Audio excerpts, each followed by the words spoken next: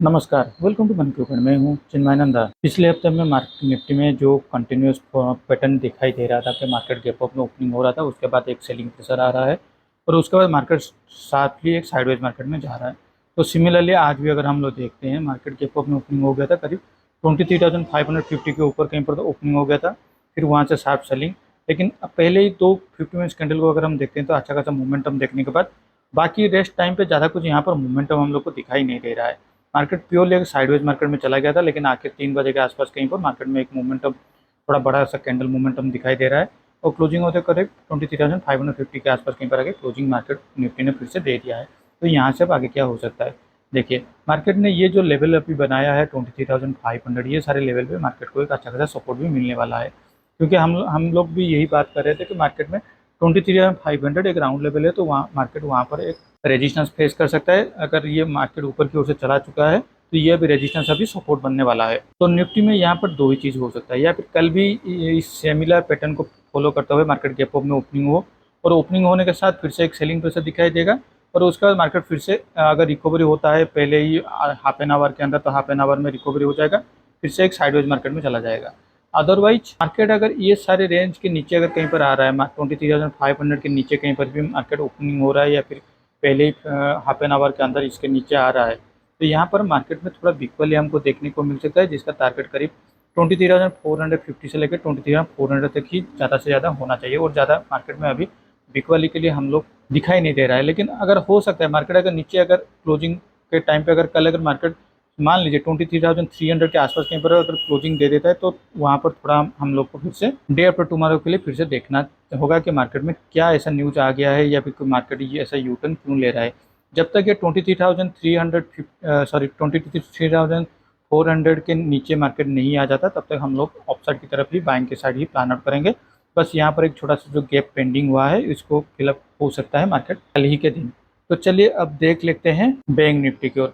Bank Nifty में हम लोग दो ही लेवल के ऊपर हमेशा बातचीत कर रहे थे। तो एक ऊपर की ओर से 50,200 और नीचे की ओर से 49,600 से 700, ये दो लेवल को आइदर ब्रेकआउट या फिर ब्रेक डाउन देने के बाद ही हम लोग एक ट्रेंडिंग मार्केट मिल सकता है। ये बात हम लोग बोल रहे थे। मार्केट एग्जैक्टली आज ओपनिंग हो गया था वही 50,200 के आसपास है और वहाँ पर भी मार्केट ओपनिंग होने के साथ ही एक शार्प सेलिंग हमको दिखाई दे रहा था। वंस जब ये मार्केट पौने 11 के आसपास, 11:15 के आसपास कहीं पर मार्केट चल रहा था, तो वहाँ पर यहाँ पर देखिए एक प्राइस एक्शन बनाते हुए मार्केट ने ऊपर की ओर से यहाँ पर ब्रेकआउट दिया था और यहाँ से मार्केट ने फिर से बाइंग के साइड अपॉर्चुनिटी हमको दिखाई दे रहा था और मार्केट क्लोजिंग होते होते करीब फिर से यहाँ से 200 पॉइंट ऊपर जाके 50,450 के आसपास कहीं पर आके क्लोजिंग दे दिया है। तो बैंक निफ्टी में भी यहाँ पर इस तरीके से हम लोग प्लान आउट कर सकते हैं। मार्केट अगर मान लीजिए कल अगर फिर से गैप अप में ओपनिंग हो जाता है, तो हम लोग के लिए जो टारगेट होने वाला है वो करीब ये सारे लेवल के आसपास कहीं पर होने वाला है। वो ये करीब आता है 50,800 से लेके 51,000, क्योंकि इस सारे लेवल के आसपास से मार्केट में एक हमको सेल अप देखने को मिल रहा था। तो यहाँ 50,500 से लेके 51,000 यहाँ तक एक अच्छा खासा हम लोग को टारगेट देखने को मिल सकता है। लेकिन मार्केट वहाँ से इस तरीके से मोमेंटम में जा सकता है। एक स्ट्रांगली अगर मोमेंटम में गैप अप ओपनिंग होने के साथ ही अगर मोमेंटम होता है, तो मुझे ऐसा लगता है पहले 50,800 के आसपास पे उसको एक हॉडल मिल सकता है और उसके बाद फिर से 51,000 ये सारे लेवल पे थोड़ा हॉडल फिर से मिल सकता है या फिर वहाँ से फिर से एक बिकवली देखने को मिल सकता है। लेकिन मार्केट में मान लीजिए कल इस लेवल के